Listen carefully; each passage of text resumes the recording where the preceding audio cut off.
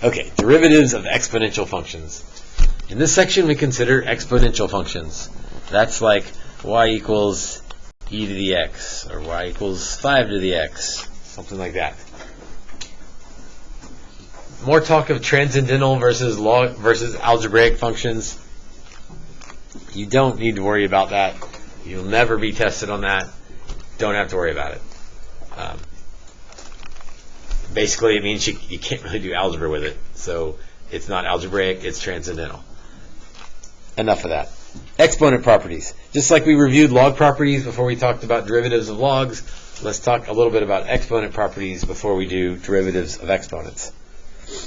So xy to the m, right? Then both of those would need an m on them. So x to the m, y to the m.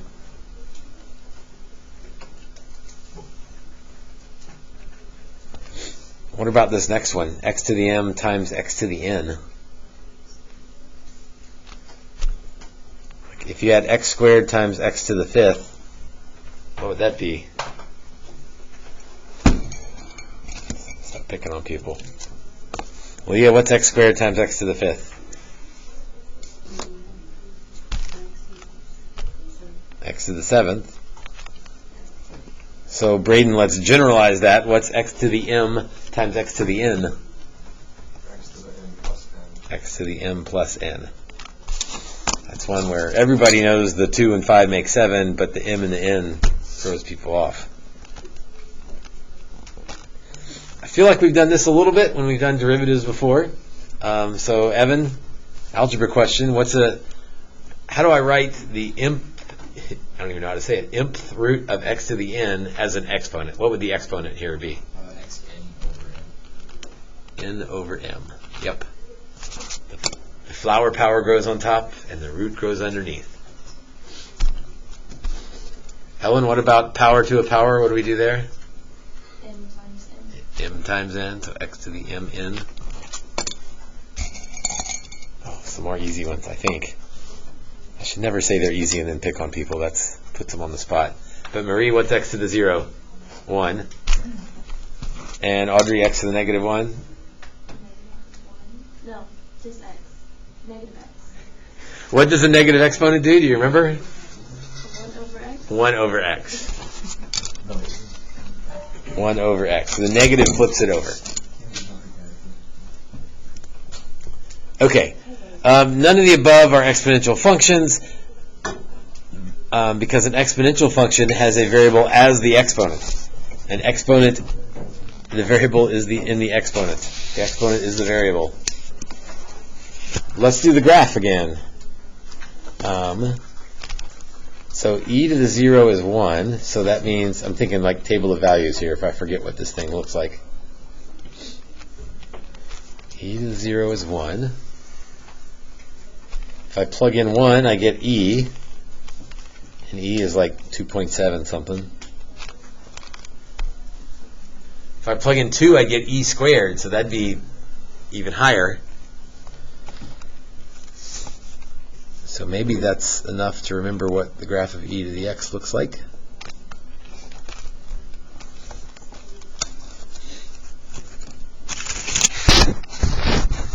Oh, some limit questions just to keep us. Emma, how about the limit as x approaches negative infinity? As x goes to negative infinity, what's the graph doing? 0. Elizabeth, what about the other end? As x goes to positive infinity,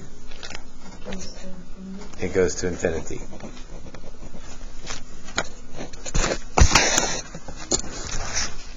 So it has a horizontal asymptote. Sayla, what's the horizontal asymptote for that graph? Is it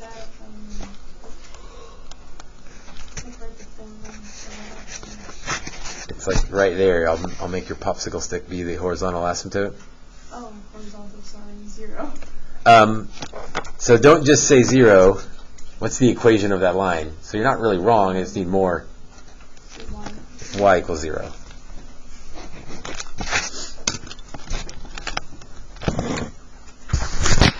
Alright, so e to the x is never negative. e raised to any power is never negative. It's always positive. Right? You can plug in whatever negative number you like. The negative would flip it over, but it would still be positive.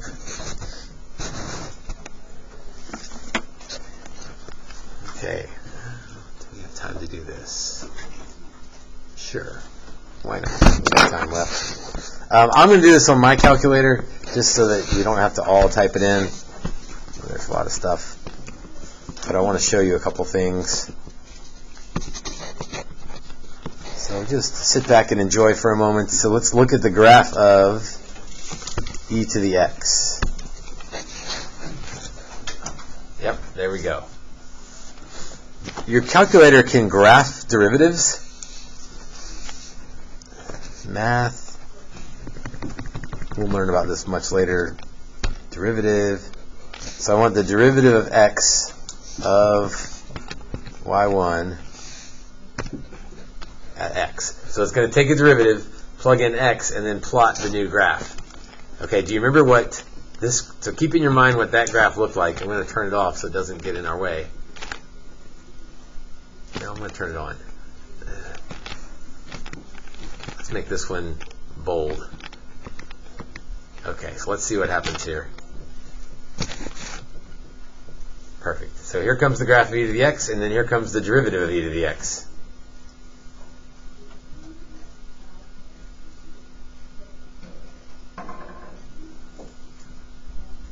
Thoughts?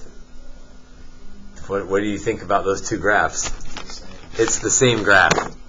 It's the same graph. So that means the derivative of e to the x is e to the x. It's like, wait, what? The derivative of e to the x is e to the x. What do you think the derivative of e to the u is? E to the u, not times u prime, because what's u prime? Why is that u prime on there? What's that the result of? Chain rule.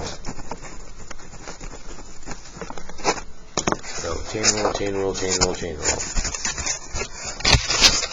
Low possibilities.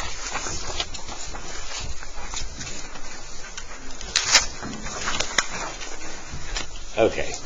Spending time to look at the calculator, worthwhile. Spending time to go through this derivation, not worthwhile. So we'll pass on that. We already know the derivative of e to the x is e to the x, and e to the u is e to the u times u prime because of the chain rule.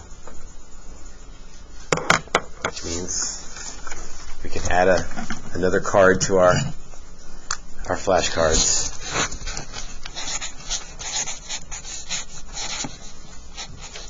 So somebody will get that one tomorrow. Put that in the list. Oh, before I put it up, what is the derivative of e to the x? E to the x. Okay. Okay, so a to the x. What? Go ahead, Braden. What do you mean because of the chain rule? So the chain rule is, well, the outside is e to something. So the derivative of e to something is e to something. The chain rule is multiplied by the derivative of the inside piece. Because you always have to do that. In some sense, you use the chain rule every single time. Like even if you have x cubed, the derivative of that is 3x squared, and then the derivative of x is 1. And we don't think about using the chain rule on that, but you kind of are. So you're always using the chain rule. Okay, the derivative of a to the x is a to the x, but if the base isn't e, we have to make an adjustment. What was the adjustment we made when it was natural log? What did we do with the natural log of a?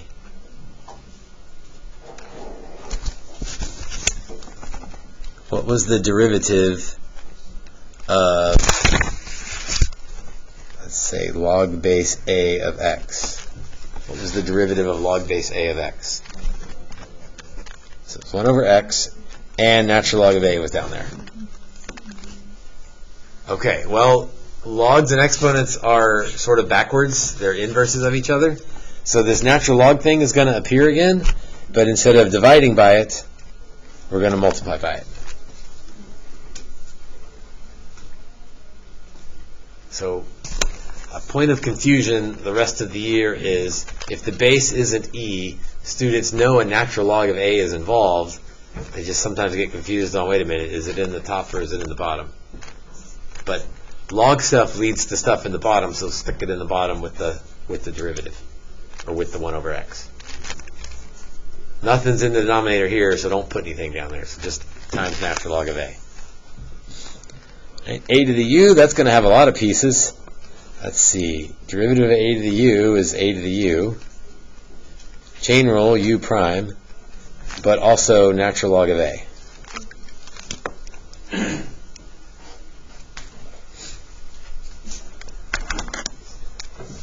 So stars and highlights and note cards, whatever you want to put on there. Obviously, this bottom one is the most comprehensive of them. That takes care of everything. No, do not use the power rule. Here's what the power rule would look like. This is not right. So if you want to write this down, fine, but make sure you mark it out like I'm going to. So people get stuck thinking about the power rule, and they're like, aha, I'll bring the x down and reduce the power by 1. That's not where we use the power rule. This is an exponent, not a power. Okay, some examples. Find the instantaneous rate of change, the derivative, of y equals e to the 4x cubed when x is 1/2. So y prime, this is like the best thing ever, because the derivative of e to the 4x cubed is e to the 4x cubed, but then don't forget the chain rule. Trevor, what's the chain rule going to give me?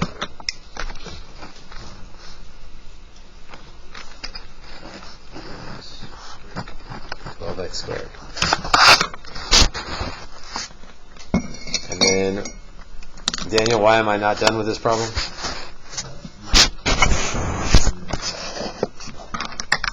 No, I'm done using the chain rule. Like, I took the derivative of e, that's e to the same thing, and then I took the derivative of the top, that's 12x squared. It's a bigger picture thing. Like, that derivative is correct, but why am I not done with the problem? Yeah, when x equals 1/2. So y prime e to the 4 times 1/8 times 12 times 1/4. That would be a safe stop answer, but this one's multiple choice, so we have to clean this up a little bit.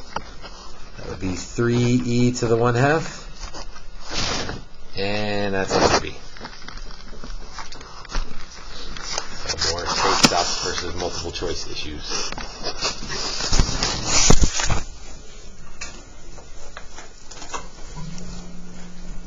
Okay, we'll work through these together because these should go quick. What's the derivative of e to the x? E to the x, we'll call on people in a minute. What's the derivative of e to the 2x? E to the 2x times 2.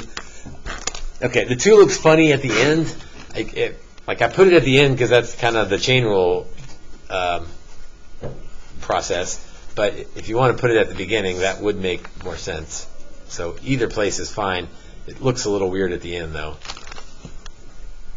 All right, why don't you finish that little set, and then we'll call on some people for some help.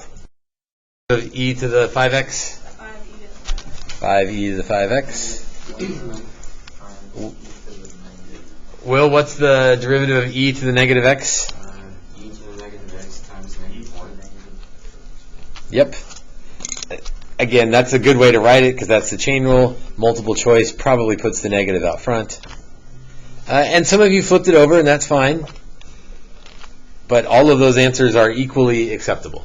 All of those are the same. Graham, how about the derivative of e to the negative 2/3 x? E to the negative 2/3 x times negative 2/3. Yep. And same thing. It looks a little funny with the negative 2/3 at the end. It's not wrong, but a multiple choice would probably move that to the front. Might move that to the bottom, might not. Cody, how about the derivative of e to the negative x over 2? Negative 1/2 e to the negative x over 2. Yes, so Cody moved the negative 1/2 to the front because it looks better there. But wherever. So don't mess with the exponent. The exponent stays the same. Kind of like the argument for the log. Don't change it. Just put it at the bottom. Leave the exponent alone. And then, is that what you caught it? And then do the chain rule. Number 3. You know what? Let's make a big deal out of that. The exponent stays the same.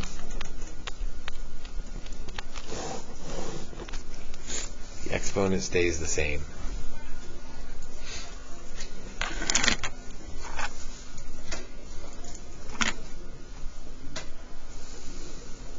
Okay, number 3. Let's see, how many of these do we need to do? Most of them. What rule are we going to need for number 3? Quotient rule. Yeah. And quotient rule combined with a new rule, I'm going to take the time to find the pieces and then put it together. I'm not gonna try to fly through this and mess something up.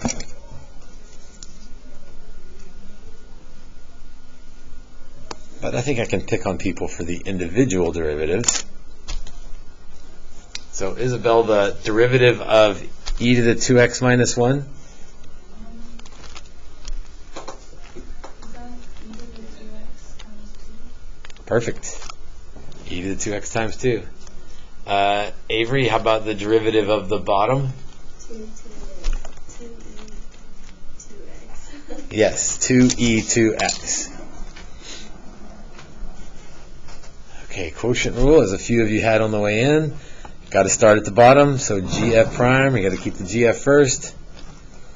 So 2e to the 2x times e to the 2x plus 1 minus the other way around, 2e to the 2x e to the 2x minus 1 all over denominator squared. If I'm doing a multiple choice problem and I peek ahead and I see all my denominators are the same, maybe I get lazy and don't even write it down, right? Like it's going to be right because they're all that. Laura? Isn't the first one 2e2x and then e2x minus 1? Because f is e2x minus 1. So this is... G prime, gf prime. No, g prime. Well, I put them in kind of a different order, but it's still gf prime. Also use that one first. But I always do. I mean, I didn't write it first because it would look funny with this at the end. But this term is always gf prime. Okay.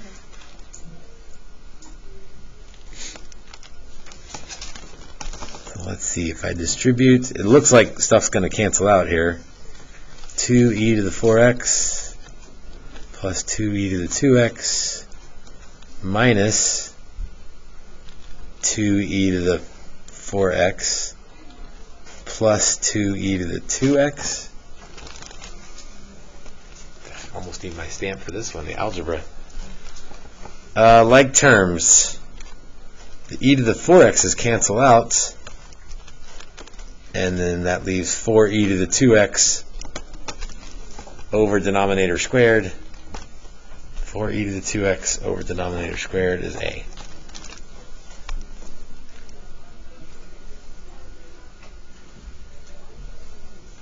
On every quotient rule problem, multiple choice quotient rule problem ever, you will almost always have the real answer and the answer off by a sign as answer choices, because if you switch up who comes first, it makes it negative. And so almost always that will be one of the wrong choices. What rule am I going to need for number 4? Out of popsicle sticks. Time to start over. Laura, what rule am I going to need for number 4? Product rule. I think I can do product rule on the fly. So, well, I say that. This is going to look funny because the derivative of e to the x is e to the x. So, first times derivative of the second plus second times derivative of the first. And that one just looks weird because this was the first one was the derivative and that one was the original. And if I factor out an e to the x, I get answer C. So derivative of x is x? Let's see, what did I do here? This is f g prime plus g f prime. So the derivative of x is 1. The derivative of e to the x is just e to the x.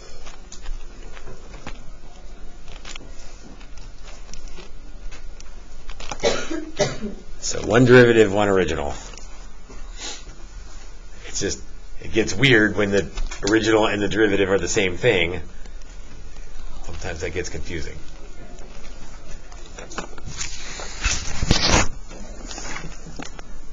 Number 5. Oh, base is not e, so I know there'll be a natural log of 3 in the top, not in the bottom. C left off the natural log of 3 altogether. So I'm pretty sure it's A or D already. So keep the exponent. So 3 to the 4x squared. Chain rule would give me an 8x. And then the base means I need to multiply by natural log of 3. So does an answer choice have all of those pieces? Not in the same order I put them, but answer A is the same thing.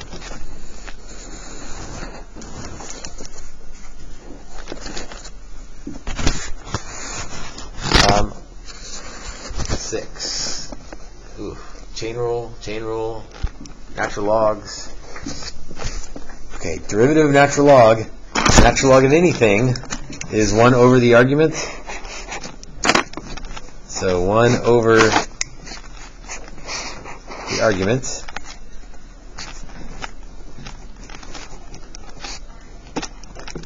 And then chain rule is the derivative of those two pieces. So we'll go 2 different people on this one. Lexi, what's the derivative of e to the 3x?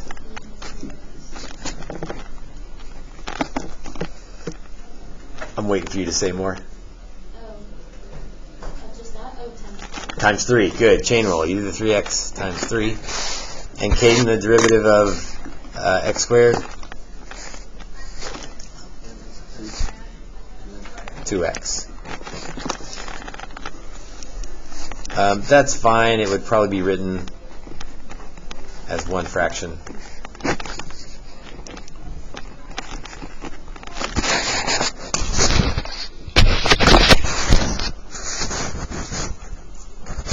Would you be able to simplify that? Ooh, good question.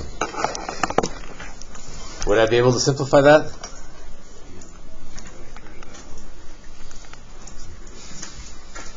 Laura, your hand's free? You ready to catch something?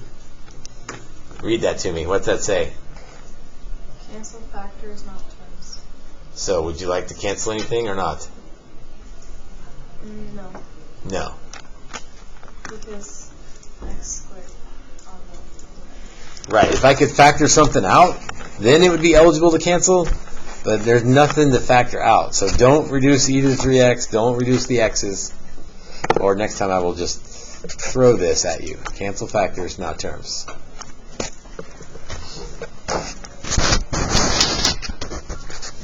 All right, number 7.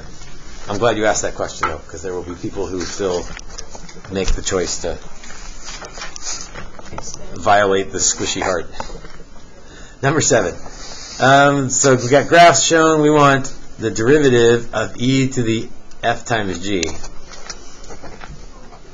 So h prime is, first step is don't mess with the exponent, right? Like leave that alone. Don't mess with that. And then chain rule it. Oh, I don't think we're going to finish this one. We're going to stop. What's it going to take to do the chain rule of f times g? The product rule. So this is going to be whatever order you want to do it in, f prime g plus g prime f.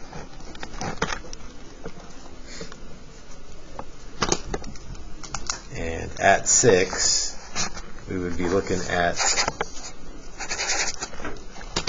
those points and their slopes. So we'll stop there with this one, but that's a good one.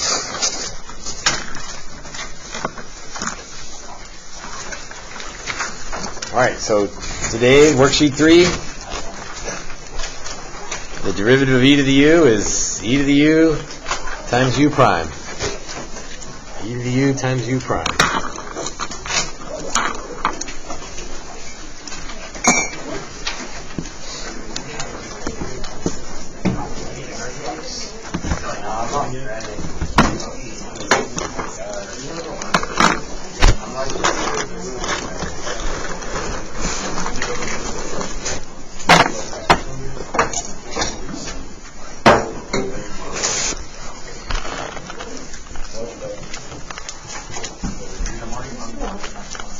Yes. Well, you have to, right?